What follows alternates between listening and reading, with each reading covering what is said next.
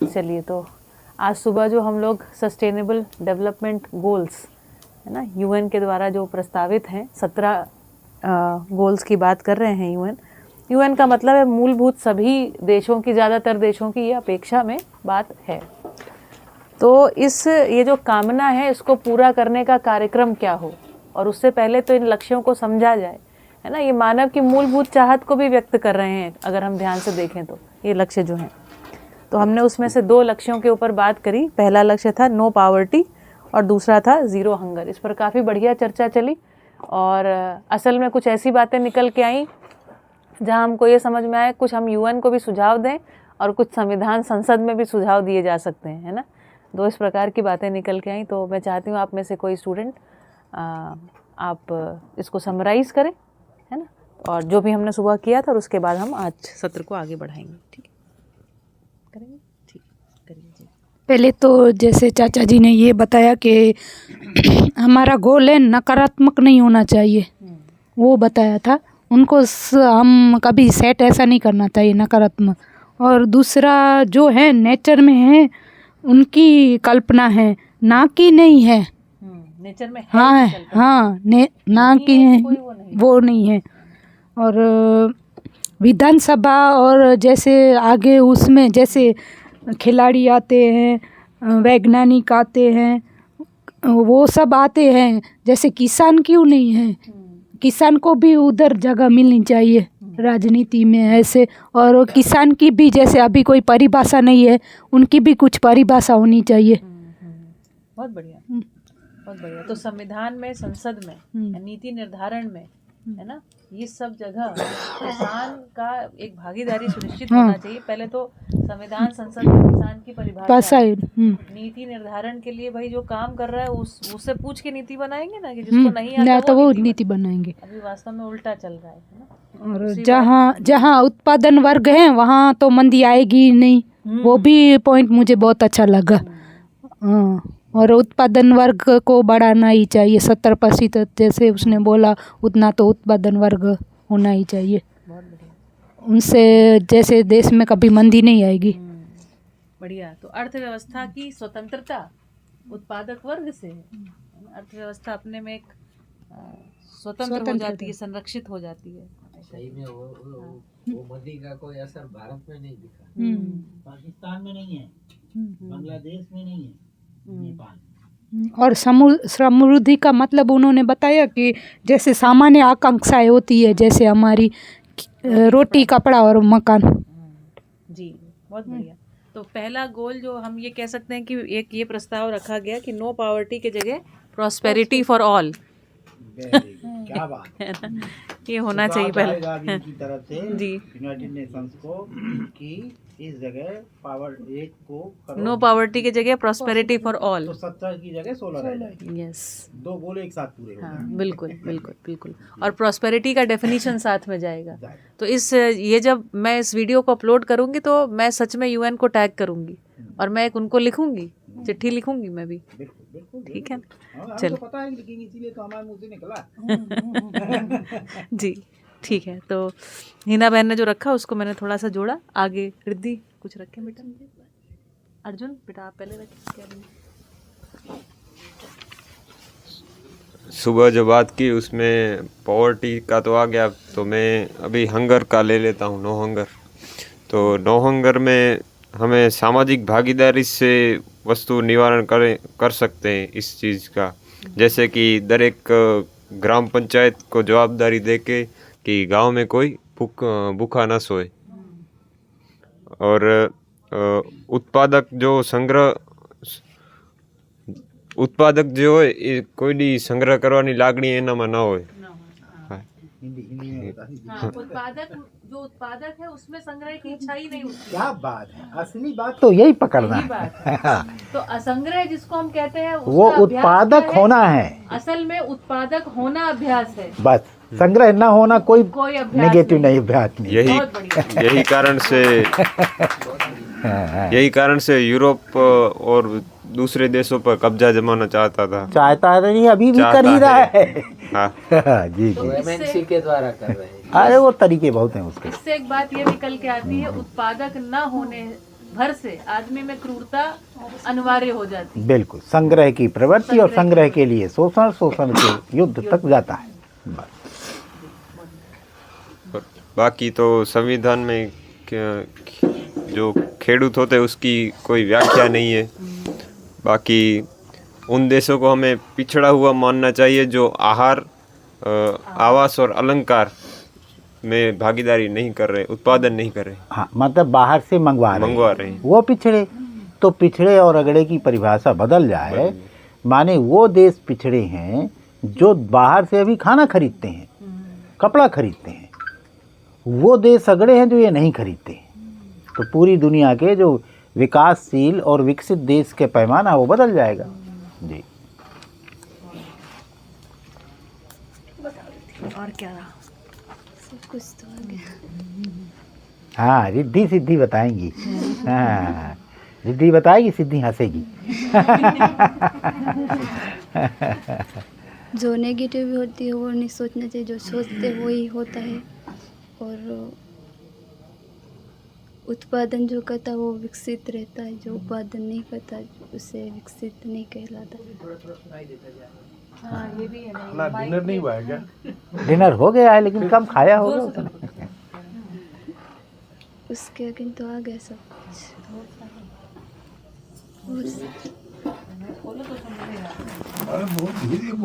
पूर्ण बात आई थी कि परिवार में हिस्सेदारी, गांव के किसी एक काम की जिम्मेदारी है ना, देश में भी। तो किसी प्रकार से हमको अपनी हिस्सेदारी, जिम्मेदारी का निर्वाह करना, तो इसलिए हमें ध्यान देना। ये हम बैठक करेंगे आपस में कि हमारे गांव की स्थिति परिस्थिति को सोच विचार करके कि हम किस प्रकार की हिस्सेदारी परिवार में और किस प्रकार की जिम्मेदारी का निर्वाह गांव देश के लिए हम कर सकते हैं, है ना। तो तीनों तरीके से हमारी ये भागीदारी हो सकती है। ठीक है, और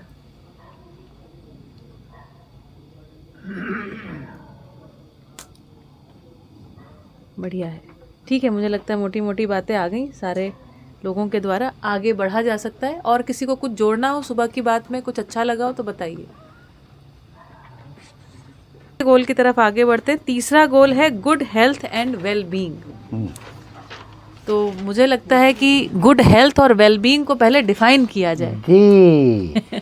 तो अभी आधुनिक चिकित्सा विज्ञान हेल्थ की क्या परिभाषा देता है?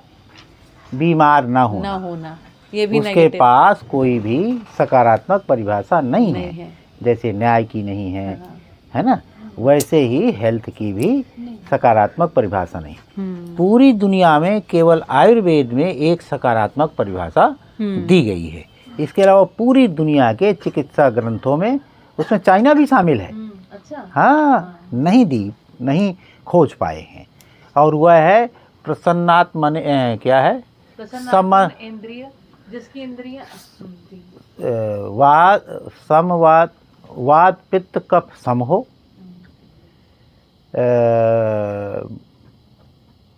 वो देखिए, गूगल गुरु से पूछिए स्वास्थ्य की परिभाषा। WHO के हिसाब से हेल्थ क्या है? A state of complete physical, mental and social wellbeing हाँ। And not merely the absence of disease और इन्फॉर्मिटी।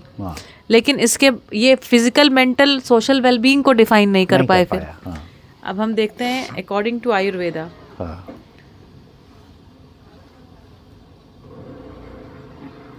इसको थोड़ा इन हिंदी कर देते हैं।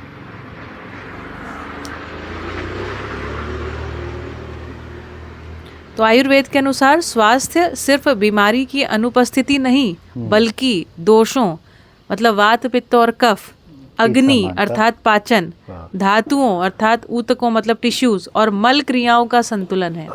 मतलब पाचन भी ठीक से हो रहा है, एक्सक्रीशन भी ठीक से हो रहा है ना। तो डाइजेशन, एक्सक्रीशन और भूख अच्छी लग रही है, जिसमें आत्मा, इंद्रियां और मन प्रसन्न व संतुष्ट हों। हाँ। इसको संस्कृत में भी कहा गया है, तो वो आप लोग रट लेंगे, तो मैं ढूंढने की कोशिश करता हूँ। प्रसन्न चित्त, इसमें मैं देख सकती हूँ उसको भी, इसको पढ़ देती हूँ पूरा। प्रसन्नात्मेन्द्रियम मन, ये है आत्मा, इंद्रियां और मन का प्रसन्न और संतुष्ट रहना। तो 5 भागों में लिखा हुआ है। समदोष, समाग्नि, समधातु, सममल क्रिया, हाँ प्रसन्न आत्मेंद्रिय मन। मना हाँ स्वस्थम इति मधुयते, ऐसे कुछ करके है वह।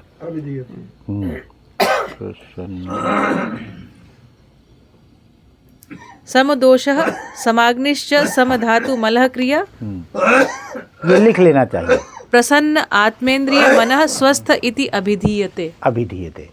यह श्लोक एकमात्र सकारात्मक परिभाषा चरक संहिता में उपलब्ध है। जी। ठीक है ना, तो ये सब लोगों को बता दिया जाए। तो स्वास्थ्य का मतलब है जिसके तीनों दोष सम हो, ठीक, जिसकी डाइजेस्टिव फायर बैलेंस्ड हो, जिसका जठराग्नि ठीक से काम करती हो, पाचन क्रिया ठीक से काम करती हो, टिश्यूज बैलेंस्ड हो, हाँ, धातुएं सभी अच्छे से बनती हों, हाँ। है ना। अब ये कैसे गोल प्राप्त होगा, ये सबको कैसे मिलेगा, महत्वपूर्ण मुद्दा ये है जी। तो सबका स्वास्थ्य मिलने का मतलब है इसका ज्ञान सबको हो, कैसे पाचन क्रिया, कैसे हमारे तीनों दोष संतुलित रहते हैं, कैसे हमारी सप्त धातुएं बैलेंस रहती हैं, कैसे जठराग्नि लगातार प्रदीप्त रहती है, कैसे मलक क्रिया का मतलब निष्कासन प्रक्रिया सामान्य रहती है। इसकी एक पूरी प्रशिक्षण प्रणाली है, वह क्लास में शिक्षा में ले आया जाए, बिल्कुल सभी रहेंगे। दवाई बांटने के लिए कहाँ है, तो बीमार न पड़ने की शिक्षा से हम इस गोल को प्राप्त कर सकते हैं। और उसको अलग अलग उम्र में केवल शिक्षा की वस्तु ना हो। जैसे मैंने अभी बताया कि गांव में सारे बच्चों को, एक उम्र के बच्चों को सुबह सुबह जाए तालाब के किनारे, उनको आसन व्यायाम करवा के, या जैसे हम लोगों के गुरुकुल में हम पढ़े हैं तो गुरुकुल में 8वां क्लास ही इसका होता था, स्वास्थ्य शिक्षा का होता था। तो हर दिन स्वास्थ्य शिक्षा का एक क्लास लगता था जी। हमारे क्लास का आपको जहाँ जहाँ लोग गए हैं कोई बीमार नहीं मिलेगा। वो इतनी सारी बातें भर दी जाती थी जिसको बताने में हमें लगता है यार ये बताने की कोई चीज़ है, क्योंकि उस बचपन में कोई चीज़ें ऐसी हो जाती हैं जिसको लगता है ये तो सबको जानते हैं, इसमें कौन सी विशेष बात है। अब पता चला ये बहुत सारे लोग नहीं जानते। अब देखिए, और ये छोटी छोटी क्रियाएं हैं, किसके साथ क्या खाना है, कब खाना है, कितना खाना है, कैसे खाना है, श्रम का क्या महत्व है, बिना श्रम के कौन कौन से अंग धीरे धीरे कैसे कैसे निष्क्रिय हो जाते हैं, और वो वाला सर्वाइवल वाला सिद्धांत लगता ही है इसमें। तो हम जिस शरीर के अंग को ज़्यादा मिसयूज करते हैं उसको बीमार पड़ना ही है। ये सारी चीज़ें हमें कक्षा 6, 7, 8 तक हर साल एक क्लास, 8वां क्लास माने 8वां घंटा जिसको हम लोग कहते थे, 8वां घंटा इसी का होता था, 8वां पीरियड इसी का होता था। और ये लगभग सब बच्चे जानते थे। अभी भी मुझे कुछ याद है उस समय की, एक टमाटर रोज़ सवेरे जो कोई खाए उसके घर डॉक्टर वैद्य कभी नहीं आए। तो इस तरह की छोटी छोटी चीज़ें उसमें रटा दी जाती थी। और उसके साथ ये अंग को रीएक्टिवेट करने के तरीके, जैसे मुझे आज भी याद है, बड़ा आश्चर्य होता है मुझे। मेरे यहाँ पर एक होता है बीमारी, अपरस टाइप का था। अपरस कहते, क्या कहते हैं अपरस, एक्जिमा इस जगह था एक्जिमा। और किसी तरह से हमने किसी को बताया नहीं, नाना हमारे वैद्य थे तो कुछ करते रहते, लेकिन ठीक नहीं होता था वो। 6वीं 7वीं तक वो बना रहा। 7वीं की क्लास में एक हमारे अध्यापक आए, उन्होंने कहा कि सारे रस दोष के कारण है ये। और रस दोष का मतलब है रक्त में ऑक्सीजन की कमी, और रक्त की ऑक्सीजन की कमी तेज सांस लेना, तेज सांस लेने से ऑक्सीजन रक्त में घुलती है और ये कमी दूर हो जाती है। मैंने सवेरे से प्रैक्टिस की, मेरी दूर हो गई, आज तक नहीं दोबारा हुई। वाह, क्या बात है। तो छोटी छोटी चीज़ों का जैसे प्रयोग कर लेते हैं रस दोष से मुक्ति के लिए। तेज श्वास सुबह सुबह की, ऑक्सीजन ज़्यादा घुल जाए हमारे ब्लड में, तो ब्लड में ऑक्सीजन घुलने का एक ही फंक्शन है, हम जो तेज सांस लेते हैं फेफड़े से वो घुल के रक्त में मिलती रहती है, उसकी गति को बढ़ा देना है। उसके लिए तमाम प्राणायाम है, दौड़ना है, थोड़ी देर तेज गति में सांस चले तो अपने आप एक्टिवेट हो जाता है वो। इस तरह से। तो ये स्वास्थ्य शिक्षा से हम इस गोल को पूरी दुनिया में पा सकते हैं। और छोटे छोटे 18 साल तक के बच्चों के लिए क्लास में नियमित अभ्यास के रूप में भी इसको जोड़ना चाहिए। और सार्थक श्रम सबसे अच्छा योग है। सार्थक श्रम सबसे सार्थक श्रम को जोड़ दिया जाए 18 साल तक के बच्चों में, ये आप सुझाव दे सकती हैं, तो पूरी दुनिया की बीमारी खत्म। अभी हम श्रम से अलग करते हैं और फिर जाके कौन सा ये पुष्पेंद्र भाई बताया करते हैं कि वो वहाँ जाके साइकिल चलाते हैं। ऐसी साइकिल चलाते हैं जो कहीं पहुँचाती नहीं है। उसी साइकिल में मस्त रहते हैं, ट्रेडमिल।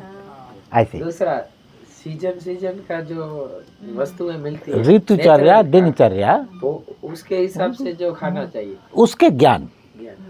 ये खाना, देखिए 2 चीज़ें हम ध्यान रखें, कभी किसी को यह ना बताएं कि ये खाना चाहिए, ये नहीं खाना चाहिए। आप गुजरात में रहते हैं, 36 डिग्री टेम्परेचर आपका मैक्सिमम है, हम 50 डिग्री टेम्परेचर के आदमी हैं। यहाँ आपका खाना हमें सूट नहीं करेगा, हमारा खाना आपको सूट नहीं करेगा। जैसे ही किसी को बताया गर्म पानी पीना चाहिए, ऐसे खोना चाहिए, ये खाना चाहिए, आपने उसको भटका दिया। कभी भी किसी भी आदमी को यह नहीं बताना चाहिए। यह अधिकार केवल माँ बाप गुरु का है जब तक वो 17-18 साल का है। उसके बाद क्यों बताते हैं? अपने शरीर को संभालना सीखे, न कि ये ज्ञान ढोता घूमे। बहुत सारे कुछ अपने महत्व को बताने के लिए कोई ना कोई एक ठो आपको पकड़ा देंगे। आप बीमार पड़ के देखिए, यहाँ पर आपको 500 सलाहें आ जाएंगी। स्वयं बीमार रहेंगे लेकिन आपको 3 ठो दवाई बता देंगे। तो इस देश की टेंडेंसी हो गई है, इससे बचना चाहिए। ठीक है ना? बहुत बढ़िया। तो सस्टेनेबल गोल के लिए क्या हुआ प्लान कि इसको स्वास्थ्य शिक्षा 18 साल तक उत्पादन में जोड़ना और स्वास्थ्य शिक्षा। अभी हम देखें तो जो डॉक्टर्स भी हैं इवन, तो वो भी स्वास्थ्य की शिक्षा के स्थान पर रोग की चिकित्सा की शिक्षा होती है ना? तो चिकित्सा की शिक्षा एक विषय है, एक वस्तु है, और स्वास्थ्य शिक्षा दूसरी। हाँ, इसी वजह से ये लोग जो सस्टेनेबल गोल में ज़्यादा से ज़्यादा डॉक्टरों को मुहैया कराना, ज़्यादा से ज़्यादा अस्पताल बनाना और ज़्यादा से ज़्यादा दवाइयाँ वितरित करना, यह अपने लक्ष्य निर्धारित कर लेते हैं, जबकि यह उचित नहीं है। जी बिल्कुल, बहुत बढ़िया। तो good health and well being दूसरा भाग है इसका, वेल बीइंग। हाँ, वेल बीइंग को भी समझना पड़ेगा। हम इसको हिंदी में क्या कहेंगे? मन स्वस्थता, वेल बीइंग ये बताएंगे ना? हाँ जी जी। अंग्रेजी वाले तो अंग्रेजी बता पाएंगे। हाँ, तो हिंदी दूसरा अंग्रेजी का बता दीजिए ना आप। वेल बीइंग को क्या कहेंगे?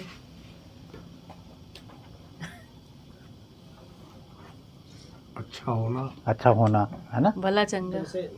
भला चंगा। हिंदी में ठीक ठाक रहना। हाँ, तो ठीक है ना, तो वही तो बात है।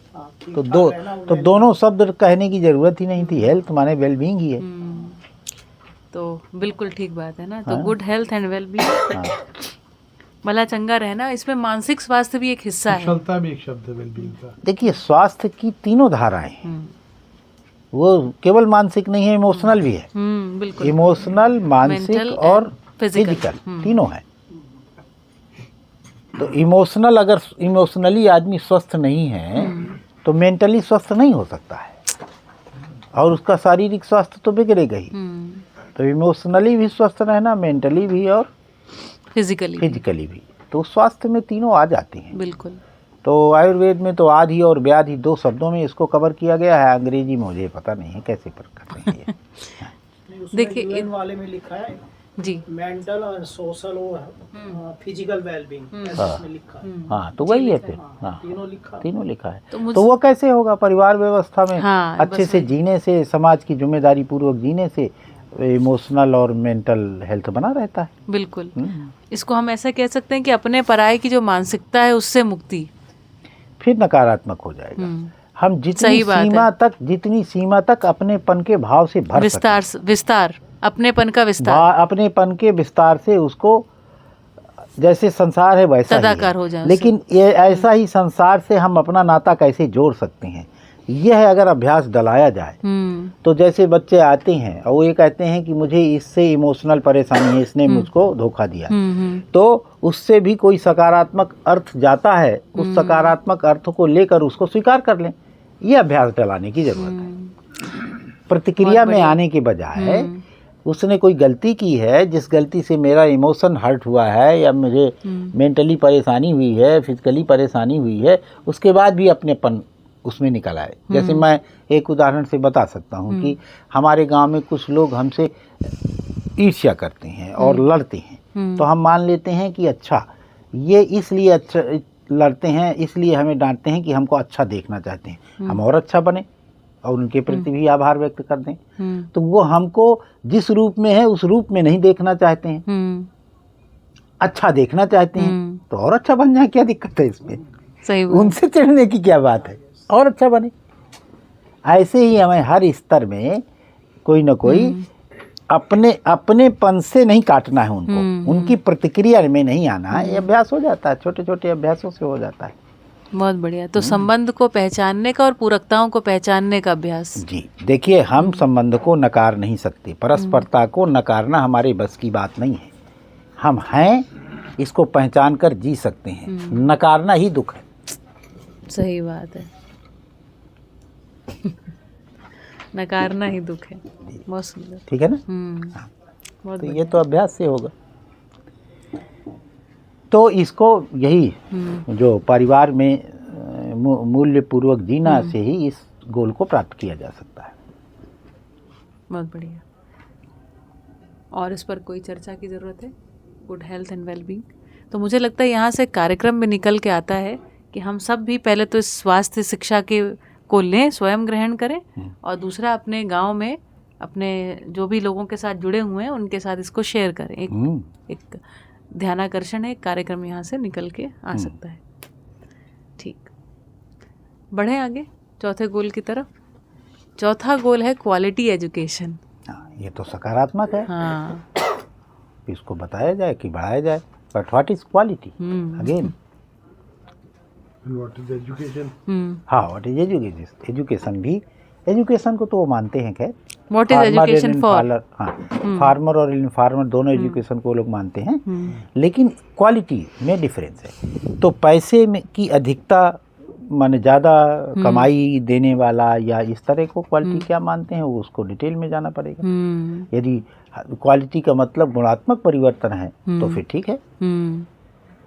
आदमी के अंदर उसकी चेतना में पूरी धरती को अपनी चेतना में समा लेना, माने प्रेममय कर देना, अनन्यता से भर जाना।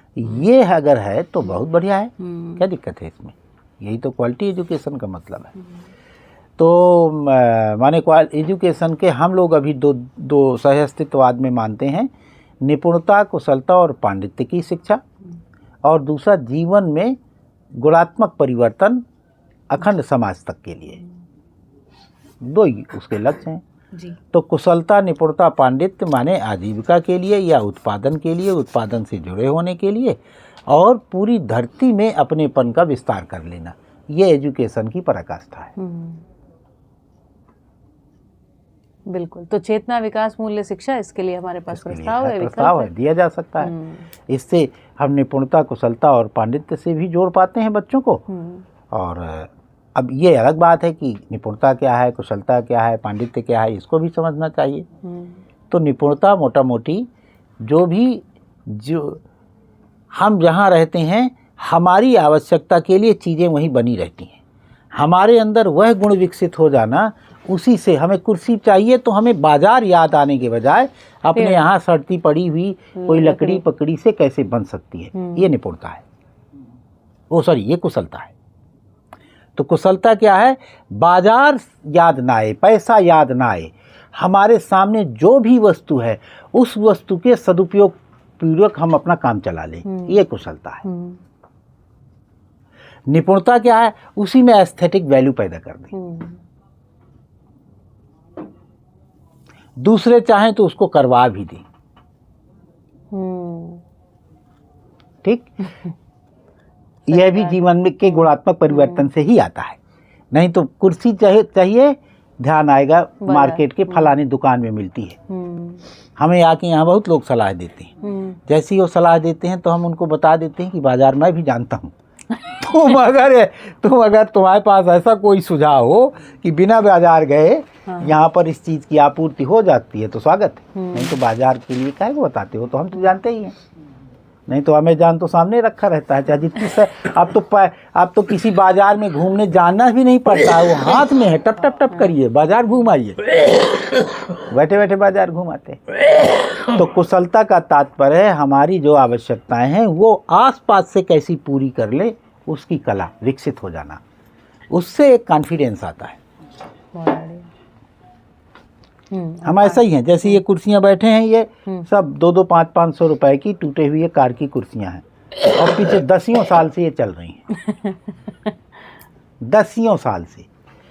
तो यह अभी तो ये तो कोई छोड़ के चला गया, नहीं तो हम बाजार से अभी तक नहीं लाए हैं कभी। अच्छा, बहुत बढ़िया। तो ये हो गया निपुणता और कुशलता। कुशलता, निपुणता और पांडित्य।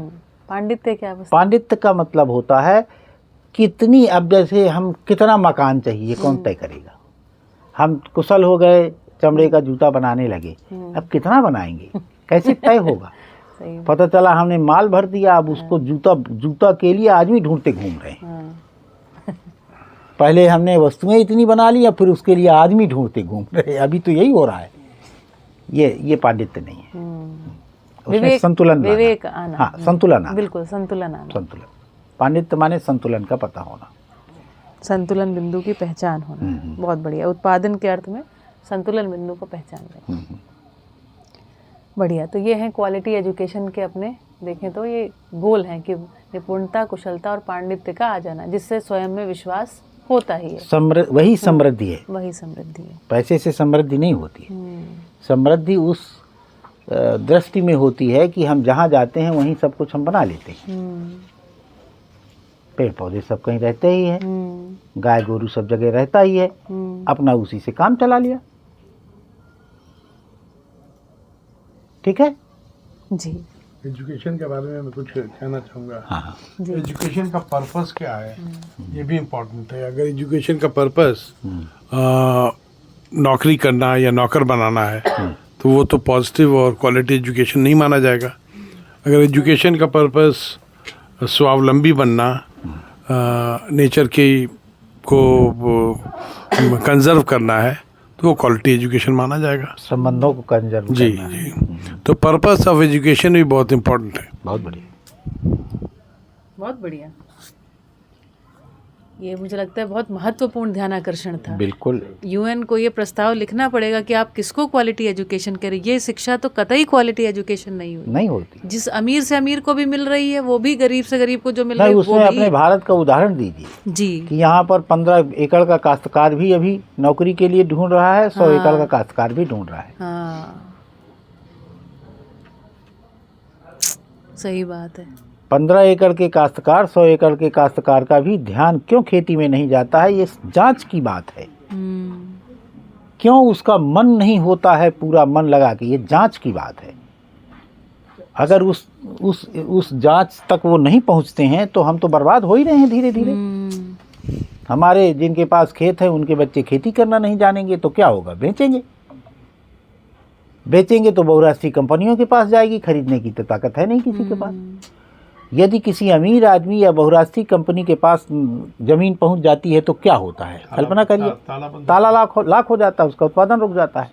और कृत्रिम रूप से वो कहीं भुखमरी पैदा करके कुछ चीज़ बेचेंगे, कहीं कुछ करके कुछ चीज़ बेचेंगे, तो पूरी धरती को हम संकट में डाल रहे हैं। किसानों की संख्या घटना धरती का संकट है। नेचर को बचाना है, किसी को नहीं बचाना, किसान को बचाना है। किसान नेचर बचाएगा, और कौन नेचर बचाएगा। अंग्रेज जब भारत आए बहुत दिन तक वो हमारे समाज को पर कब्जा नहीं कर पाए, तो उन्होंने काफ़ी सोच समझ के निर्णय लिया कि हमें हमारी शिक्षा पद्धति को बदलनी पड़ेगी। उन्होंने बदला हमारी शिक्षा पद्धति को। हमारा जो गुरुकुल का सिस्टम था वो ख़त्म हुआ और ये नौकर बनाने वाली शिक्षा शुरू हुई। ये सबको पता, इतिहास गवाह है। हाँ, ये तो सबको पता। सही बात है। यूएन कैसे डिफाइन कर रहा है उसको, क्वालिटी एजुकेशन को? इसको देख सकते हैं लिखने के लिए तो ओके। इसको थोड़ा हिंदी में पढ़ देती हूँ ताकि सबको समझ में आए। तो लिख रहे हैं कि प्रत्येक बच्चे को गुणवत्तापूर्ण शिक्षा का मौलिक अधिकार है, ऐसी शिक्षा जो उन्हें बुनियादी साक्षरता और अंकगणित सीखने में मदद करे, बिना किसी डर के सीखने का आनंद लेने में मदद करे तथा उन्हें मूल्यवान और सम्मिलित महसूस करने में मदद करे, चाहे वे कहीं से भी आते हों। यूएन की परिभाषा ठीक ही है। क्या ठीक है, गणित ये पढ़ाना। तो बहुत ही पहली जो लाइन है ना वो क्या थी? Every child has the fundamental right to quality education, one that हाँ, तो मौलिक अधिकार क्या मतलब, वो तो है ही है। तो मौलिक अधिकार, अच्छा, one that helps them acquire basic literacy and numeracy। Actually उन्होंने केवल बेसिक लिटरेसी और न्यूमरेसी को ही एजुकेशन माना। एंजॉय, हाँ, enjoy learning without fear and feel valued and included irrespective of where they come from. उसको तो एजुकेशन कहेंगे नहीं, तो साक्षरता मात्र है। तो दुनिया में कोई ऐसा देश रह गया है जहाँ पर एजुकेशन नहीं है? ये तो घर में ही हो जाती है। हमें अपनी तरफ से उनको कि गोल आपका ने जो ये किए हैं, ये गोल अच्छा है, लेकिन उसको तरीका आप नहीं बता पाए हैं। तो ये अगर विश्व के सभी संविधानों में इस बात को पाबंद कराने के लिए आप सकारात्मक रूप से प्रयास करें तो आपका गोल अचीव हो सकता है। ये कोई बड़ी बात नहीं है। हर देश की शिक्षा नीति में ये बातें हो जाएं, ठीक है ना? बिल्कुल जी।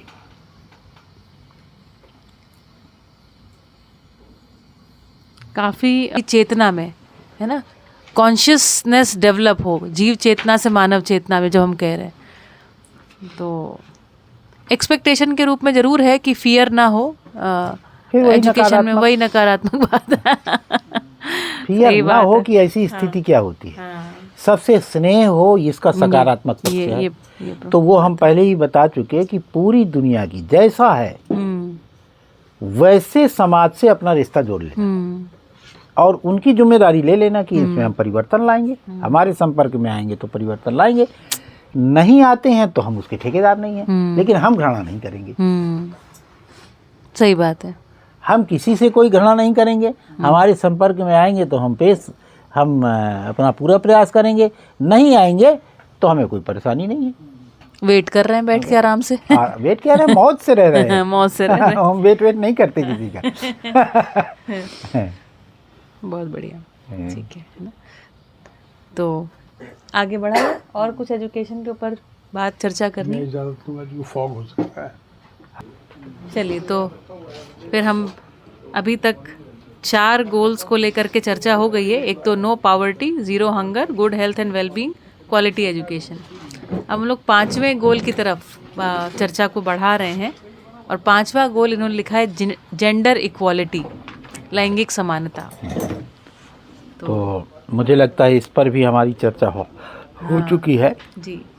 इक्वलिटी पूरी दुनिया को चाहिए, केवल जेंडर इक्वलिटी नहीं, सब इक्वलिटी चाहिए जी। लेकिन इक्वलिटी पूरकता से आती है।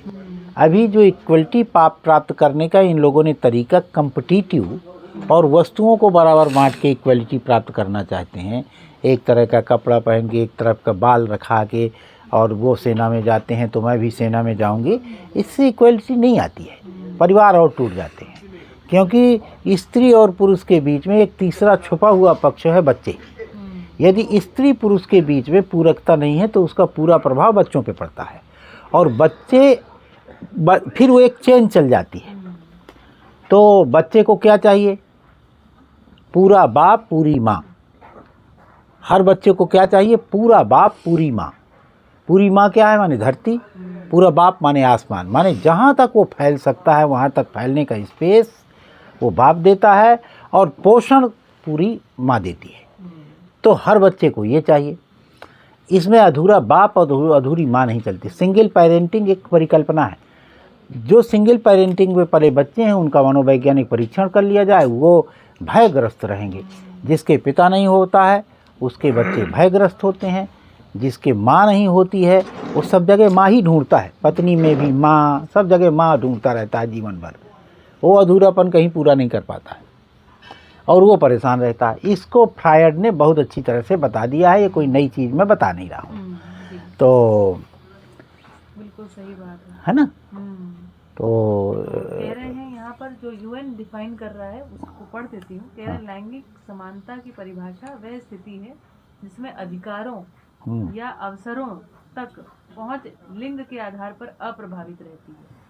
तो अधिकार और अवसर जो है लिंग से अब प्रभावित ना हो, ऐसी उनकी अपेक्षा है। हाँ, तो पूरकता के पूर्वक नहीं होती। पूरकता के साथ ही। हाँ, तो लैंगिक असमानता से केवल महिलाएं ही प्रभावित नहीं होती, सभी लिंगों के लोग प्रभावित होते हैं, हाँ, जिनमें पुरुष, ट्रांसजेंडर और लैंगिक विविधता वाले लोग शामिल हैं। जी इसका बिल्कुल। असर बच्चों, परिवारों और सभी उम्र के और पृष्ठभूमि के लोगों पर पड़ता है। हाँ, तो लैंगिक समानता का अर्थ यह नहीं है कि महिलाओं और पुरुषों के पास बिल्कुल समान संसाधन होंगे या उन्हें समान संसाधनों की आवश्यकता होगी, बल्कि इसका अर्थ यह है कि महिलाओं, पुरुषों, ट्रांसजेंडर लोगों और लैंगिक रूप से विविध लोगों के अधिकार, जिम्मेदारियां और अवसर जन्म के समय उनके निर्धारित लिंग पर निर्भर नहीं है। अपेक्षा के रूप में तो ठीक तो बहुत है, बहुत बढ़िया है।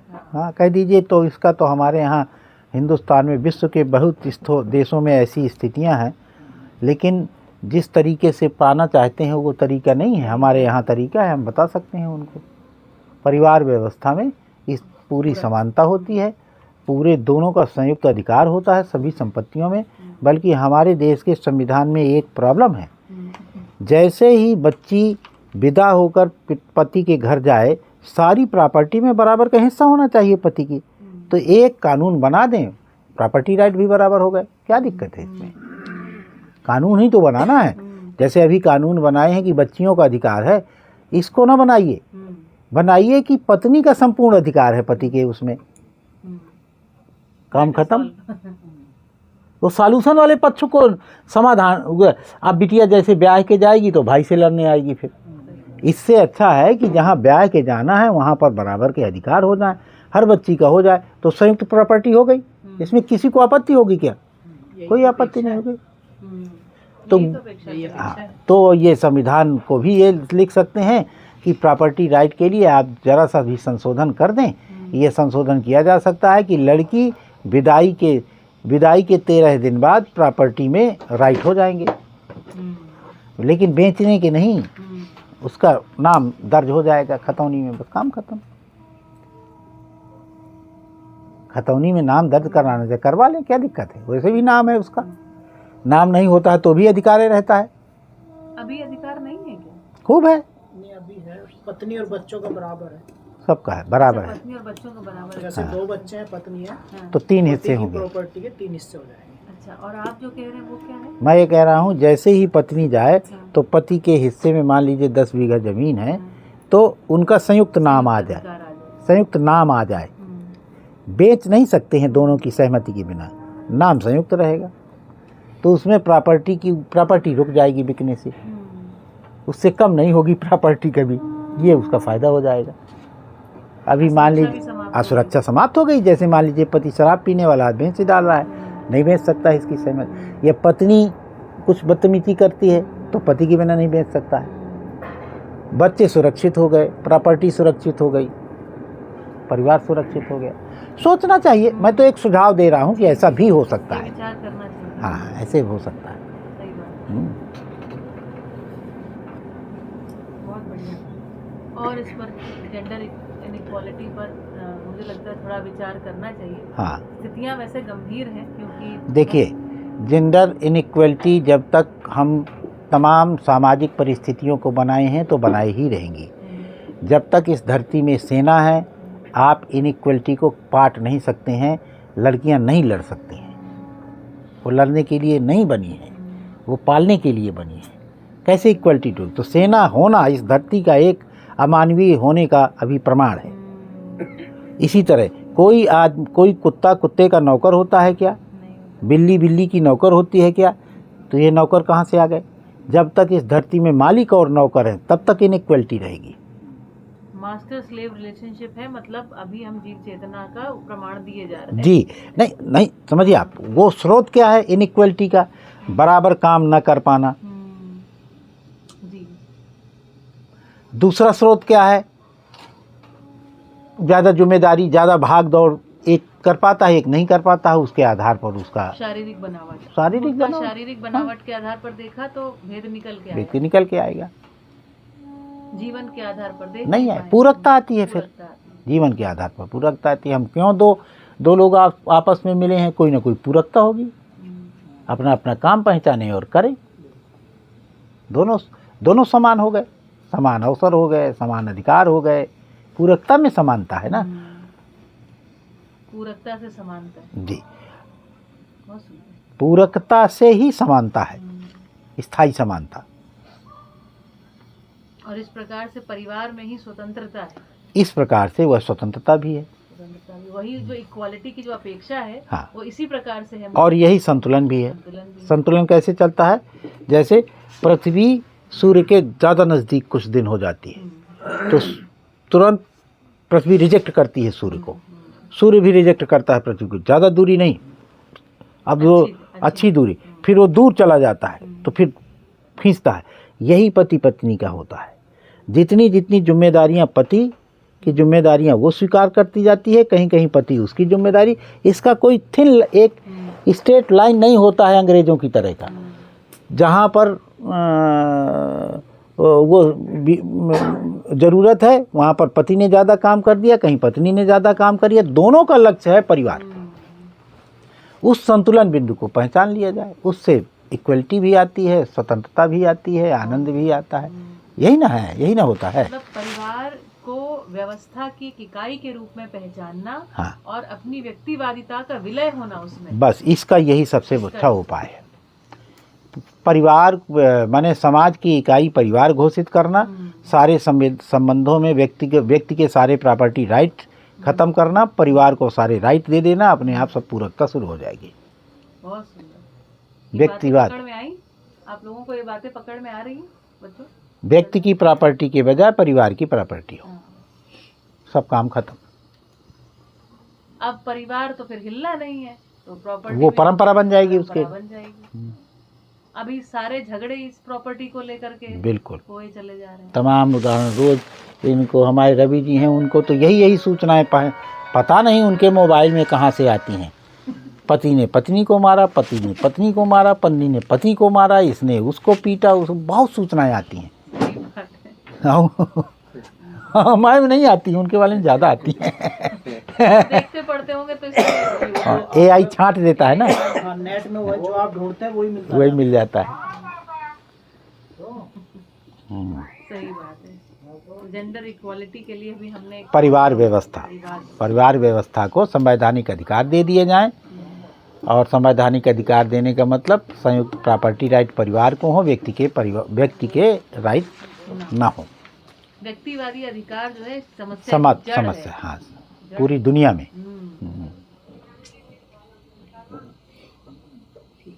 पर कोई और चर्चा, कोई भी? तो अगले बिंदु की तरफ आगे बढ़ते हैं। अगला बिंदु लिखा है क्लीन वाटर एंड सैनिटेशन। सभी को साफ पानी उपलब्ध हो, जल उपलब्ध हो, और मल निकास, सैनिटेशन, साफ सुथरा सब व्यवस्थाएं हो, इसका अधिकार। ये गोल है। ये गोल है। हाँ, तो इसमें भी ये समझा जा सकता है कि इसके तरीके क्या निरापद तरीके हो सकते हैं। किसी नदी का पानी गांव-गांव पहुंचाना, क्या यह निरापद क्लीन वाटर डिस्ट्रीब्यूशन है?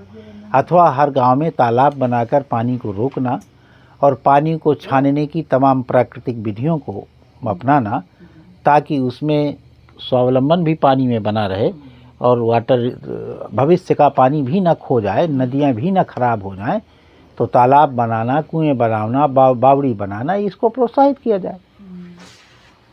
बजाय इसके कि वो नहर प्रणाली ले आए, दिल्ली पहुंचाने के लिए नदिया को मोड़े चलाए दे रहे हैं। हमारे यहाँ आ गई यमुना से पानी, तालाब के पानी से खूब काम चलता रहा अभी तक, कुओं के पानी से काम चलता रहा। तो हैंड पंप लगाकर पहले उसको बिगाड़ा, फिर उसने समरसेबल डालकर रात दिन उलीचा, अब कहते हैं पानी कम है। अरे भाई, तुमने पानी ख़त्म कर दिया है भाई। तो ये सरकार, ये यूनाइटेड नेशंस को लिखना चाहिए कि सरकारों की अदूरदर्शी हस्तक्षेपों के कारण जो पारंपरिक जल स्रोत हैं, निरापद हैं, उनका अध्ययन किए बिना वो उसको टच ना करें। तो इसमें ग्राम पंचायतों को यह अधिकार देना चाहिए कि यदि अधिकार भी देना चाहिए, उन्हीं को स्वतंत्रता भी देना चाहिए कि वो जो भी निरापद व्यवस्था कर सकते हैं कर लें। वो कभी भी इस तरह का ऊटपटांग का प्रोजेक्ट नहीं बनाएंगे। ठीक रहेगा ना? मिलजुल कर गाँव वाले बनाएंगे तो एक से एक उपाय निकाल लेंगे। वो रेन वाटर हार्वेस्टिंग हार्वेस्टिंग करेंगे फिर तो। सबसे निरापद वही है। अच्छा, मिट्टी के प्रकार के आधार पर भी स्ट्रक्चर डिपेंड करते हैं। जैसे राजस्थान में तालाब नहीं बन सकता है, वहाँ पर क्या बनाना पड़ेगा? टाँका, बावड़ी। ठीक है ना? वह कितना अच्छा है। हमारे यहाँ तालाब खूब थे, एक एक गांव में 20-20 तालाब। बुंदेलखंड तो तालाबों से भरा पड़ा है, क्योंकि हमारे यहाँ की मिट्टी पानी को रोकती है। जैसे पड़ुआ खेत है तो उसमें कुएं, 30 फुट 20 फुट में पानी है, तो जितना पानी निकालते जाइए वो पानी अपने आप आता जाता। ज़बरदस्ती न निकाला जाए, स्वेच्छा से लिया जाए पानी। तो इस तरह से हम निरापद व्यवस्थाएं कर सकते हैं, जल के संतुलन को बनाए रखते हुए और भविष्य के पानी को न चुराते हुए और धरती की ताप संतुलन को बनाए रखते हुए पानी का व्यवस्था कर ले। इसके लिए स्थानीय निकायों को अधिकार दिए जाए, न कि इसकी सेंट्रलाइज व्यवस्था की जाए। बहुत बढ़िया। स्थानीय निकायों को उनको अधिकार दिए जाए, प्रोत्साहन दें, ध्यानाकर्षण कराएं जी, उन्हीं के अधिकार में रहे। यह भी लिख सकते हैं उसमें कि अभी बाकी देश यूनाइटेड नेशंस से कर्जा लेने के लिए सैनिटेशन के नाम से ऊटपटांग के प्रोजेक्ट चलाते हैं और अपने देश का विदेशी मुद्रा भंडार भरने के लिए कर्ज लेते हैं। उसमें भारत का उदाहरण दे सकते हैं कि इसमें कई हजार करोड़ या लाख करोड़ अभी भारत सरकार ने किसके नाम से लिया? क्या नाम है ये जो जल हर घर जल योजना के नाम से लाखों करोड़ रुपए का बंदरबाट किया और पानी कहीं नहीं गया। हर घर नल योजना पूरे वो सड़क तोड़ डाली। जो जल स्रोत थे वही जल स्रोत काम कर रहे हैं, कहीं कोई पानी वानी की कोई सॉल्यूशन नहीं है। हम लोग वही यूज कर रहे हैं जैसे पहले यूज करते थे। तो दोनों बातें कि देश यूनाइटेड नेशंस को यह भी देखना चाहिए कि कुछ देश अपने यहाँ की पारंपरिक प्रणालियों को विकसित करने के बजाय, निरापद प्रणालियों को विकसित करने के बजाय विदेशी मुद्रा भंडार भरने के लिए झूठे कर्ज लेता है। इस पर निगरानी रखना चाहिए। और यह केवल कर्ज नहीं होता है, यह भविष्य के लोगों पर डाला गया वो बोझ है, और जो यूनाइटेड नेशंस की भावना के विपरीत काम है कि बजाय इसके हम आगे की पीढ़ियों को कर्ज के चुकाने के लिए लाद देते हैं, हम वो पूरे देशवासी अब ज़्यादा टैक्स देंगे उस कर्ज को भरने के लिए। तो यह यूनाइटेड नेशंस की भावना के ऊपर भी प्रश्न चिन्ह है। सही बात है।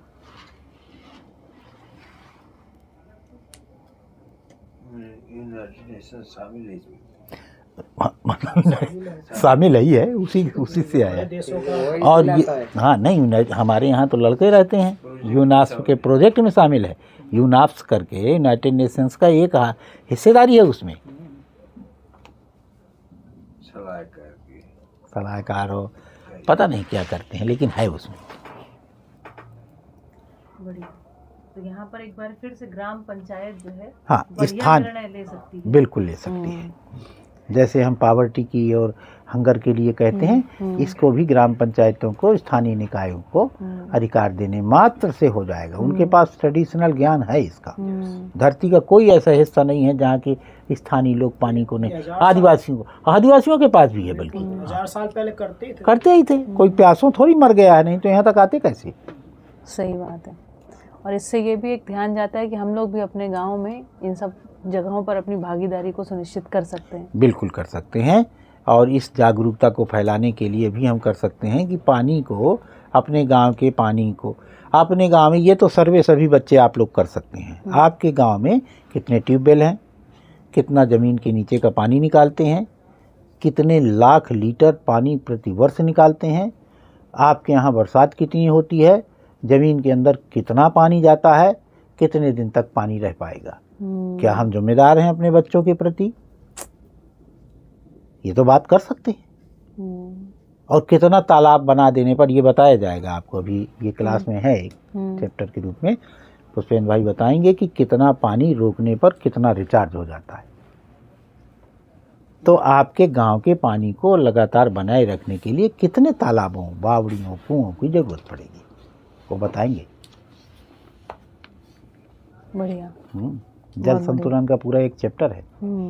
जी बढ़िया। तो इसके बारे में और जानेंगे हम आने वाले सत्रों में। जी। 1-2 दिन जो सत्र रहेंगे, हमारे 4 दिनों के जो वर्कशॉप हैं, दूसरे तीसरे दिन मेरे ख्याल से सत्र रहेगा ये। तो आगे बढ़ा जाए, और इस पर किसी को कोई और चर्चा की आवश्यकता लगे तो बताइए।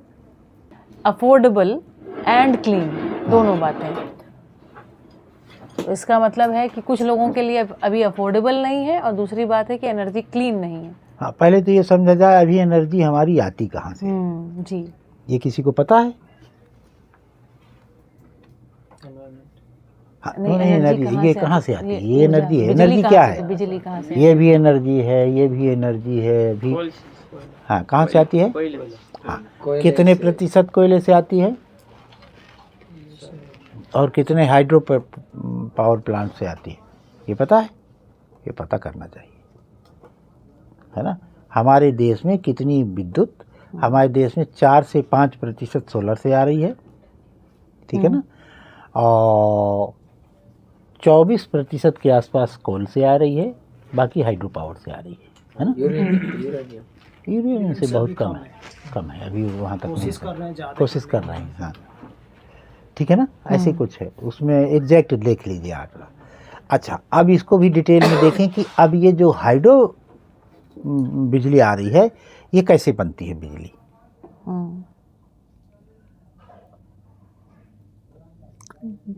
बड़े डैम बनाते हैं। बड़े डैम बनाते हैं, तो डैम बनाते हैं तो क्या होता है?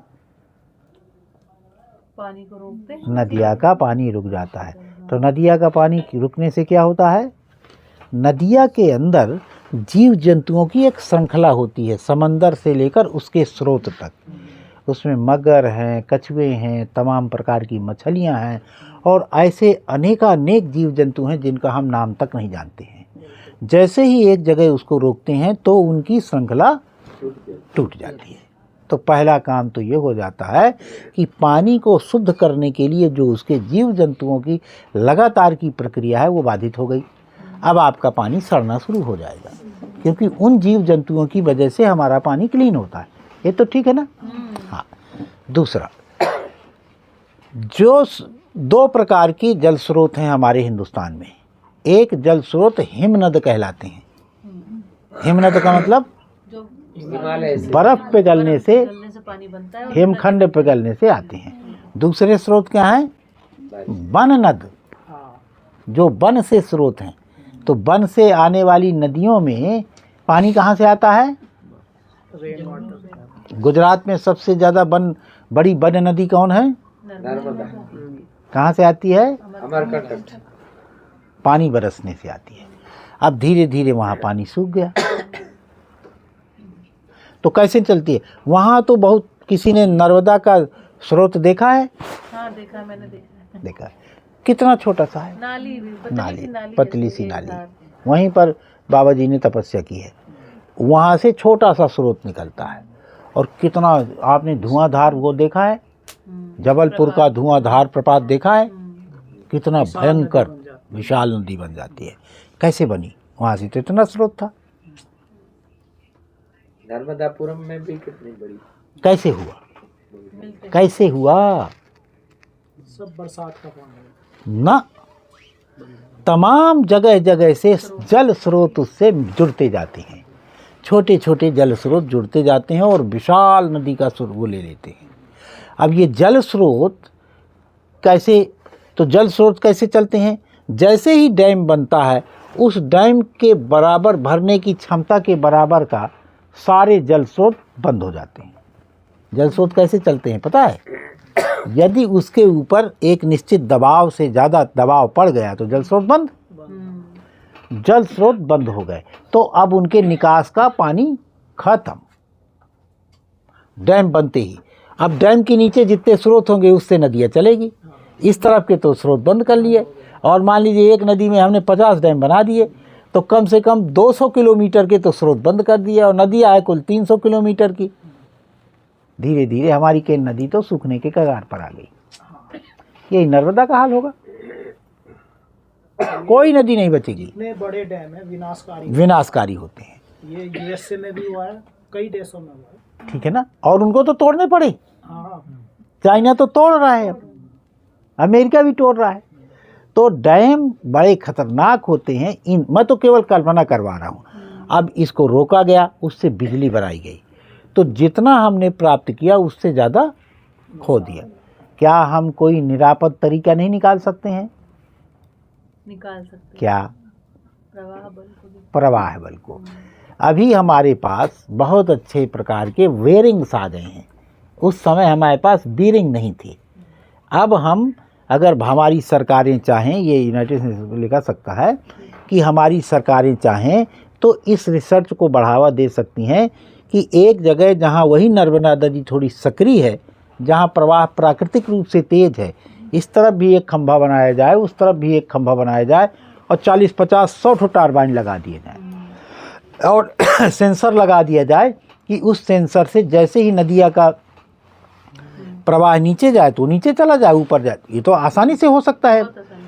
तो इससे प्रवाह से जो ऊर्जा प्राप्त होगी वह निरंतर प्राप्त होती रहेगी, निरापद होगी, और एक नदी में जितने चाहें उतने आप टरबाइन्स लगा सकते हैं। और यह हो सकता है। आप लोगों ने तमाम वीडियो देखे होंगे। हमारे यहाँ तो एक मंगल सिंह नाम के व्यक्ति ने एक टरबाइन बनाई, मंगल टरबाइन बनाई जी। हाँ, वो पेटेंट करवाए है। हाँ, एक नाले में चलाता था वो, अभी भी जिंदा है वो। अच्छा, हाँ, अब इसको देखेंगे, इंटरनेट में देखा नहीं। देखिए, ये इनके तो मित्र हैं। नाम से फेमस हुआ। हाँ, ये पुष्पेंद्र भाई के मित्र हैं, ललितपुर के रहने वाले हैं। अच्छा। कौन सा ब्लॉक है? बार ब्लॉक में रहता है वो अभी भी। ठीक है ना। तो इसमें हो सकता है कुल मिला के। अगर हम दूसरी निरापद ऊर्जा क्या होती है? सूरज, हवा। गुजरात में हवा का तो खूब प्रयोग किया, लेकिन उसमें भी देखिए धंधा कर लिया इन लोगों ने। उसमें बड़े वाले वो लगा दिए, विंड मिल लगा दिए। एक विंड मिल लगाना, उसको ले जाना, उसको वो भयंकर खर्चा है भाई। और मैंने पूछा कितने बिजली देती है, पता चला 20 किलोवाट 30 किलोवाट। अरे यार, इतना तो हमने कहा पानी से चला लेते हैं हम। कंफर्टेबल नहीं है वो कंफर्टेबल नहीं। इससे अच्छा तो बबूल का पेड़ लगाइए, और बबूल के पेड़ से भाप इंजन थे पुराने ज़माने के, तो भाप इंजन से उससे ज़्यादा ऊर्जा पैदा कर लीजिए। सबसे निरापद ऊर्जा है पानी से चलने वाला इंजन। उसमें हर गांव अपने यहाँ बबूल के पेड़ लगा सकता है, क्रमबद्ध रूप से काटता जाए, उन्हीं से बिजली पैदा करता जाए। यहाँ बम्बू पैदा होता रहेगा, वहाँ बिजली चलती रहेगी गांव भर के। ठीक है, छोटे विंड मिल अब ठीक आए हैं। हाँ, तो उसको भी कमर्शियलाइज कर दिया। तो इस तरह से हम निरापद ऊर्जाओं को, इसमें हम सहमत हैं। जी जी जी। तो कोयला और परमाणु ऊर्जा दोनों निरापद नहीं है। परमाणु ऊर्जा के बारे में आप सब पढ़े लिखे हैं। बहुत खतरनाक। तो शायद जर्मनी या फ्रांस बैक हो गया ना, या जर्मनी है ब्रैंक हुआ? नहीं, चेरनोबिल रसिया में। अरे वो तो रसिया का हुआ है। 3 कंट्री ऐसी हो गई हैं अपने सारे परमाणु भट्टियां बंद कर दी। उनमें शायद जर्मनी एक है। अपनी जो कुल ऊर्जा है उसमें 75% कोयले से आ रही है। बताइए। 22% हाइड्रो पावर। बताइए, 75, 22 और 3% बाकी हो गई। दोनों ही क्लीन एनर्जी नहीं है, ना कोल ना थर्मल। हाइड्रो दोनों नहीं है, दोनों क्लीन एनर्जी नहीं है।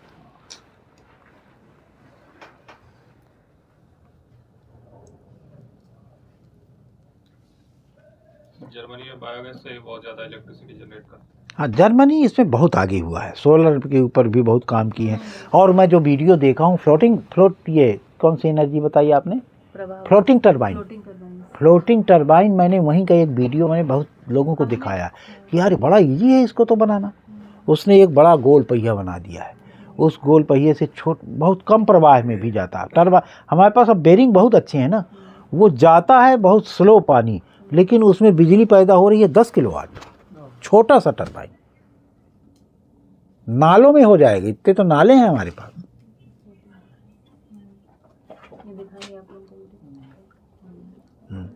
एक्चुअली कोई देश जर्मनी का ही, हाँ। नीदरलैंड भी एक देश है जो विंड मिल बहुत छोटे छोटे उन पे काम कर रहा है। चाइना काम कर रहा है, चाइना कर रहा है, तो छोटे विंड मिल काम में आते हैं। हाँ 5-5 किलोवाट के 2-2 किलोवाट छतों के ऊपर लगाए जा सकते हैं। सबसे निरापद ऊर्जा है वो। हाँ ऑरोविल में एक कम्युनिटी है टेरा कम्युनिटी, वो छोटे विंड बनाने की ट्रेनिंग भी देती है, हाँ। सिखाती है मतलब। अच्छा, अभी तक विंड मिल जो बना रही थी तो वो पहिए ऐसे करके घुमा रही थी, अब वो उस तरह के शंख के आकार की, तो वो ऐसे ऐसे ऐसे ऐसे घूमता है, माने उसके भीतर से हवा जाती है तो ऑटोमेटिक गोल गोल गोल गोल गोल घूमता है। उसमें ज़्यादा माने आरपीएम बन रहे हैं बजाय वो बड़ी वाली के, उसमें जो अपने आप को साधने में ज़्यादा उसको ऊर्जा लगती है। इसमें कुछ नहीं होता है, वो एक हवा आ रही है इतने में, जैसे मछली का लिया उन्होंने वो, तो मछली में अंदर आ रही है हवा, अब उस हवा को निकलने की जगह हो गई छोटी, तो वो जहाँ से जोर लगाता है तो ऐसे ऐसे ऐसे ऐसे घूमता है, वो घूमता ही रहता है। वो उसमें अफोर्डेबल एंड क्लीन एनर्जी में फिट बैठता है अभी आज की डेट में। हाँ आगे हो सकता है कुछ और आ जाए। हाँ सोलर भी है वैसे तो, लेकिन सोलर में जो है ना, सोलर में अभी जो 25 साल के बाद फिर इसको कुछ रिपोर्टें ऐसी आ रही हैं, लेकिन मैंने नहीं पढ़ा है उसको, कि जो क्या कहते हैं गर्मी बढ़ाने में इनका, क्योंकि ताप को रिफ्लेक्ट करती है वो, अवशोषित नहीं करती है, तो ऐसी कुछ रिपोर्टें हैं। बहुत बड़े बड़े लगे हैं ना, कहीं पे किसी देश में हुआ है, वहाँ पक्षी खत्म हो गए। अरे वो हमारे रिफ्लेक्शन से भुजमई पास में नखत्राना वहाँ पर हुआ ना, 1 लाख एकड़ में। हाँ, 1 लाख एकड़ एक में, लाख वहाँ एकड़ सब में। पक्षियों की हालत बाप खराब रे, है। तो क्या काम करते हैं? चालू है अदानी अंबानी का दोनों हाँ। का, रिलायंस हाँ, पूरा रन है। वहाँ लगा रहे हैं। तो वहाँ रशियन क्रेन और सब बहुत कुछ तो- पक्षी आते थे, अभी वो आना माइग्रेट पर। दूसरी जगह डाइवर्ट हो गए। क्योंकि उन्होंने इतने बड़े उसमें लगा दिए, हाँ हाँ तो इसमें भी क्या कारपोरेट की एंट्री ना हो जाए, केवल आप लोगों को दे दीजिए 1-1 किलोवाट के छोटे छोटे लगाए, छतों में लगा ऐसे लें। छतों पर लगाए। अब कारपोरेट क्या करता है कि वो पैसा है वो अपना वर्ल्ड हाँ। बैंक से लोन अब लिया। एक कितना 1 लाख एकड़, 1 लाख एकड़ में अडानी को क्या हो रहा है कि अडानी को फिर तो क्या करेगा बेच के, वो कहाँ बेचेगा इतना? हम ही लोगों को बेचे, नहीं, बांग्लादेश को बेच रहे हैं। बांग्लादेश। नहीं, नहीं, ये अडानी भुज का की बांग्लादेश चली जाएगी। बांग्लादेश अदानी का पावर। नहीं, अडानी तो गवर्नमेंट को प्रेशर देता है ना, जैसे उड़ीसा भुज के गवर्नमेंट। पास तो पाकिस्तान पड़ेगा ना। हाँ नहीं, लेकिन अभी बेच रहा है, हाँ हाँ। उसका बकाया भी मैंने बहुत तो सुना है कि हो गया। पाकिस्तान की भी विद्युत की सप्लाई मिल गई है इसको, उसको अभी अब पाकिस्तान के प्रति कुछ कम हुआ है, धीरे धीरे उसको दिलवा हाँ, देंगे। देगा। लेकिन अपने देश में भी जैसे बहुत सी स्टेट गवर्नमेंट नहीं लेना चाह रही कि वो महंगी पड़ रही है, तो अडानी क्या गवर्नमेंट को प्रेशर दे के, लालच दे के जो हुआ ना, तो कर रहा है कि उसको बड़े बड़े वो लगाने सोलर प्लांट, स्टेट को सप्लाई करना है। हाँ, तो इस तरह के सोलर प्लांट निरापद नहीं है कुल मिला के, है ना। हाँ, इसमें एक बात और मुझे लगता है, हाँ इसमें एक बात और ध्यान में लेने जैसी है कि जब हम 4 किलो कोयला जलाते हैं और उससे जितनी ऊर्जा प्राप्त होती है, जब हमारे घर तक पहुंचती है तो उतनी ही शेष बचती, जैसे कि हमने 1 किलो कोयला जलाया हो। मतलब 3/4 75% एनर्जी लॉस होता है। तो जब भी एनर्जी ट्रैवल करती है या विद्युत ट्रैवल कर रही है, तो ये जो हमारे कंडक्टर, तो ये कि 100% प्योर कंडक्टर्स तो होते नहीं हैं, और अब तो ये और ख़राब कंडक्टर की तरफ बढ़ रहे हैं हम लोग। ट्रांसमिशन, हाँ, लॉस, ट्रांसमिशन, हाँ अच्छा कंडक्टर नहीं है, हाँ तो और ट्रांसमिशन लाइन में ट्रांसमिशन लॉस कहते हैं उसको। हाँ, ट्रांसमिशन लॉस कहते हैं। ट्रांसमिशन लॉस एक बहुत बड़ी समस्या है। तो इसका भी मैं उपाय समझती हूँ चाचा जी कि ये गांव के स्तर पर होने वाली बिल्कुल, ये वस्तु हो सलाह जाए। दिया जा सकता है कि हिंदुस्तान में गांव के पास यह अपने छोटे छोटे मिल्स लगा लें। 100 किलोवाट 200 किलोवाट बनाना ये बहुत ही सरल है, आसान है, निरापद है। और मैंने इसमें बहुत सारा सोच समझ के मैं तो इस निष्कर्ष में आया हूँ कि भाप इंजन से सबसे निरापद है। जी जी, क्योंकि बबूल का पेड़ हमारे यहाँ अपने आप हो जाता है, तो ये बिल्कुल। एनर्जी का जो है ना, वो सब खत्म हो जाएगा। कॉर्पोरेट से हटा के अब दो विलेज लेवल में आ जाए, डिसेंट्रलाइज कर दें, और विलेज लेवल में तो 2 तरह का छोटे छोटे हम सोलर वाले लगा लें, घरेलू रोज वाले, और बड़ी एनर्जी के लिए जैसे गांव में 2-4 चक्कियां चलानी है उसके लिए हम ये वाला कर लें, और खाना बनाने के लिए बायोगैस कर लें, इस तरह से हम बायोगैस, कचरा गैस, अच्छा इनसे भी जनरेटर चलाया जा सकता हाँ चलाया है, जा सकता है ना। तो अगर गांव के स्तर पर हम इस चीज़ को रखें ना, तो ट्रांसमिशन लॉस जिसके लिए हम बेवजह परेशान हो रहे हैं, बेमतलब, और तार 3/4 खींचना और हाँ। गली गली में तार बिछाना, ये सब खत्म हो जाएगा। ट्रांसमिशन लॉस के अलावा एक चीज़ और आती है। 2 लाख एकड़ में देखिए, हाँ लीजिए कम पड़ गया इनकी। 2 लाख एकड़ में माने 5 लाख बीघा में, पूरा वर्ल्ड बैंक का पैसा 5 लाख बीघा में माने हमारा पूरा सब बादल जिला हो जाए। पूरा पैसा दे रहा वर्ल्ड बैंक, और उन्हीं से लोन लेके आपको ही बिजली बेचेंगे और उससे रिकवर करेंगे। लाभोन्माद की पराकाष्ठा, हाँ, उसका यस। मतलब एक बदमाश। और परेशानी की बात यह है कि सरकार उसके साथ खड़ी है, बिल्कुल एकदम खड़ी है। ये दुर्भाग्य की बात है। वो तो व्यापारी तो करता ही है, लेकिन यदि सरकार उसके साथ नतमस्तक हो जाती है तो नुकसान बड़ा हो जाता है। क्योंकि आप ये अडानी का नाम लेना पार्लियामेंट में बैन है।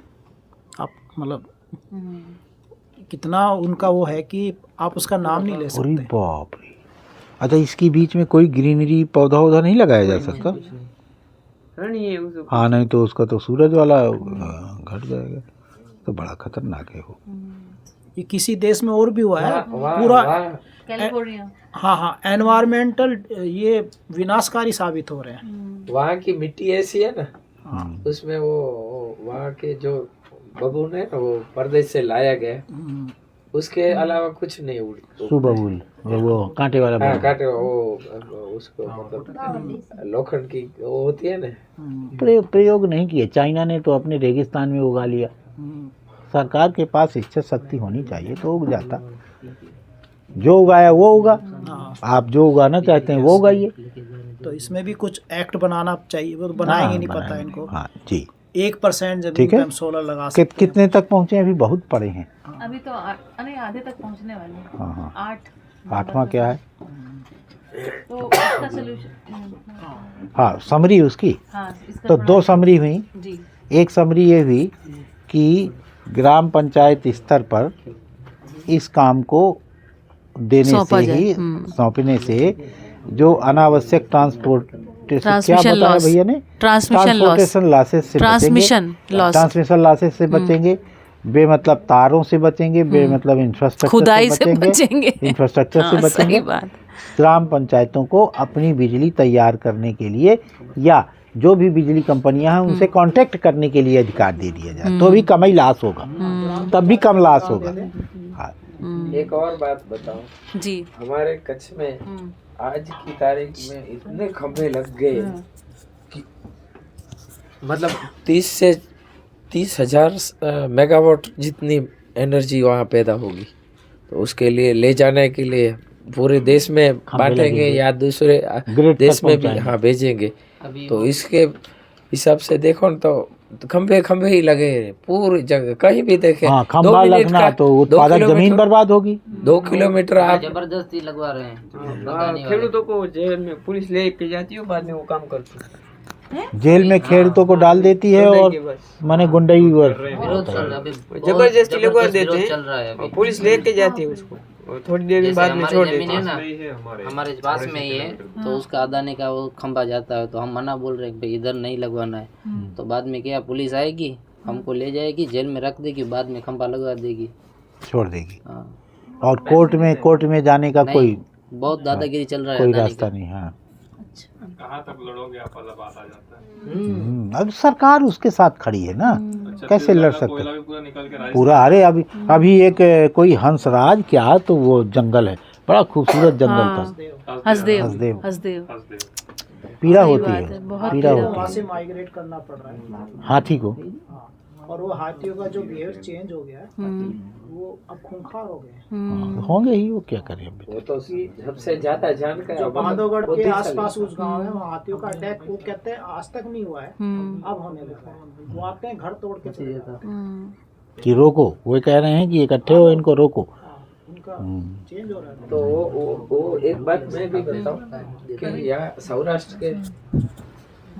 सौराष्ट्र के लायन थे ना, वो कभी कोई आदमी पर अटैक नहीं करते थे। अच्छा। हाँ अब हो रहे हैं। करते हैं। हाँ अभी तो खूब पहले मैंने नहीं सुना था 60 साल में 50 साल। गिर वाले। हाँ गिर वाले से अभी ये वो इतना भी परेशान वहाँ तो एक तो जंगल ही नहीं रह गया है। हम तो गए थे गिर के जंगलों के बीच में, हाँ, एक बहुत- भी जंगल नहीं है। और पब्लिक बहुत बढ़ गई है। हाँ वो शायद जूनागढ़ के आसपास के एरिया छोड़ के अभी भावनगर तक 300 किलोमीटर होता है, वहाँ तक पहुँच गए हैं। और यहाँ पोरबंदर द्वारका तक पहुँच गए हैं। और नॉर्थ में सुरेंद्र नगर डिस्ट्रिक्ट के कई गांवों तक पहुँचे हैं।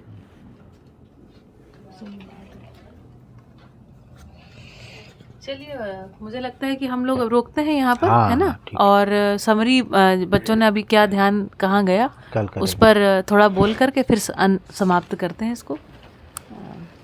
तो किसको मैंने कहा था कौन समराइज करेगा?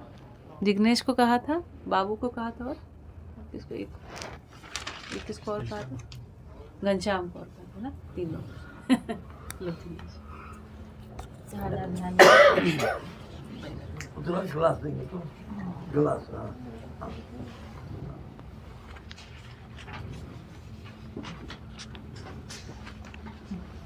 तो मैं ये निकाल दूँ? बीच में कुछ अगर आपको लगा रही। जैसे कि हमने बात की कि गुड हेल्थ की, तो स्वास्थ्य शिक्षा उसमें अनिवार्य है गुड हेल्थ के लिए। जैसे कि आयुर्वेद में चिकित्सा दी गई है इसकी,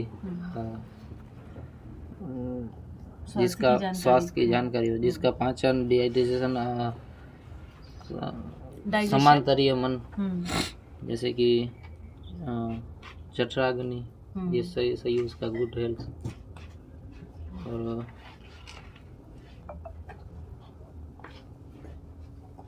और सार्थक श्रम इसमें हो जाएगा।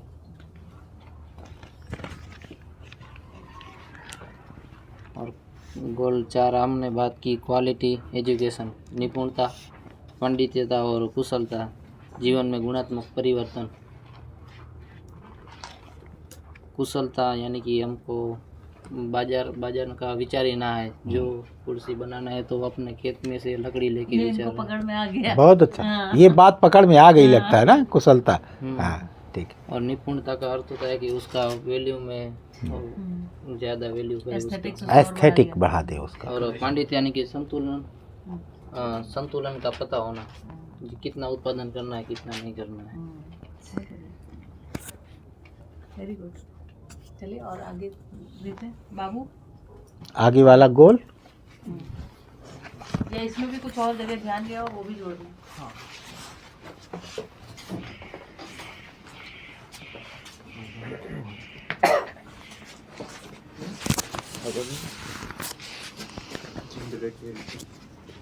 जेंडर इक्वलिटी, हाँ क्या ध्यान गया उसमें?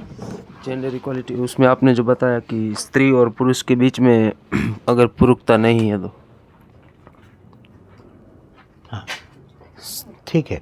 इसको ऐसे कहो बेटा, जेंडर इक्वलिटी आएगी पूरकता से। पूरकता से। अभी हम समानता से लाने की कोशिश कर रहे हैं, बराबरी से लाने की कोशिश कर रहे हैं। वो कोशिश ठीक नहीं है, लक्ष्य ठीक है, लेकिन एक तरीका पूरकता के माध्यम से भी हम समानता, स्वतंत्रता दोनों ला सकते हैं। और उससे पहले बात की थी कि आदमी अगर इमोशनली खुश नहीं है तो वो मेंटली भी खुश नहीं रह सकता है। बिल्कुल। फिर उत्पादन की बात की थी, उसमें 18 साल तक उत्पादन में जोड़ना और स्वास्थ्य शिक्षा, ये ध्यान गया इन लोगों का।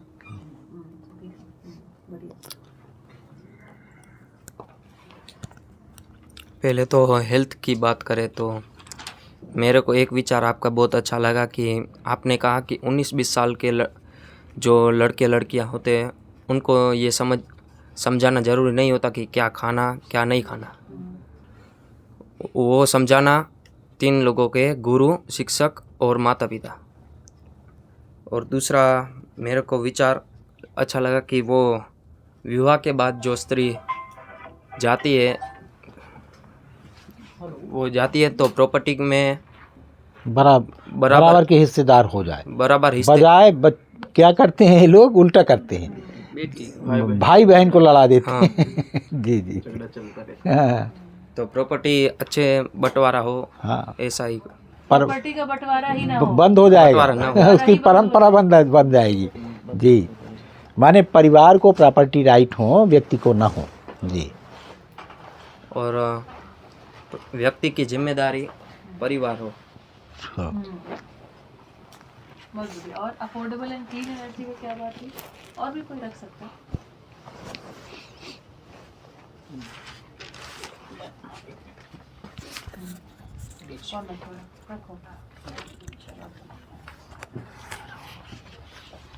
अफोर्डेबल और क्लीन एनर्जी में हम देखें कि डैम हमारे लिए अभी समस्या बनने वाले हैं और है समस्या बन चुके।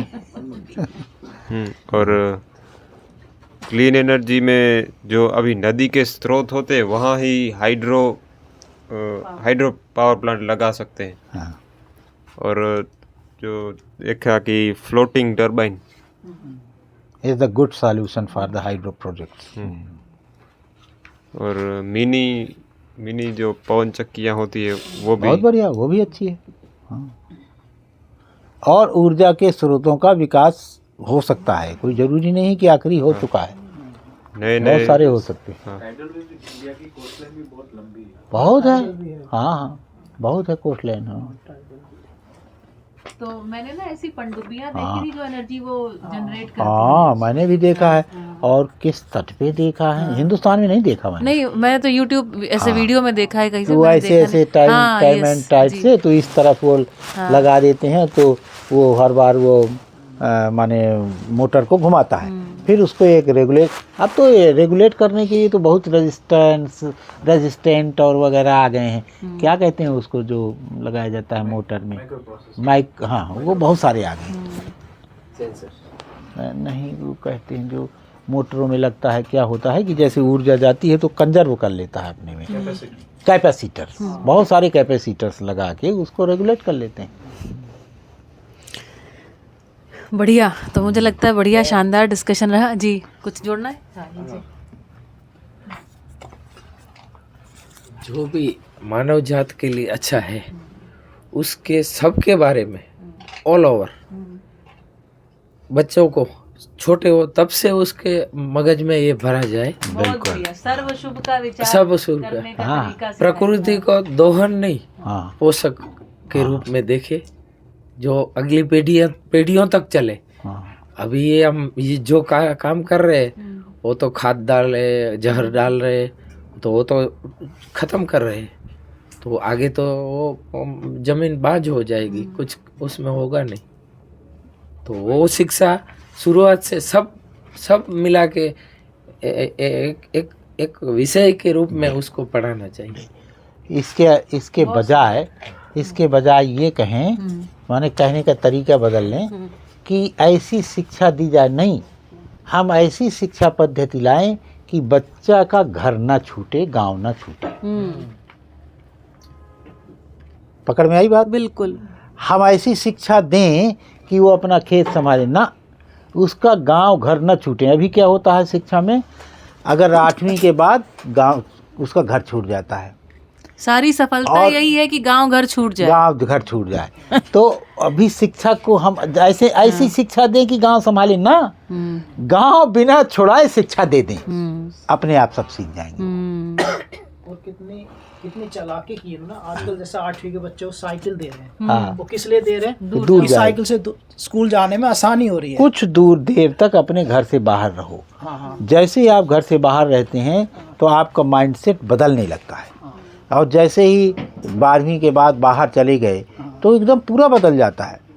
वो सारा का सारा उसके लिए, जैसे अब ये जर्मनी में रहे तो यहाँ रहना इनके लिए ABCD से शुरू करने जैसा हो गया, और वो डर लगने लगेगा।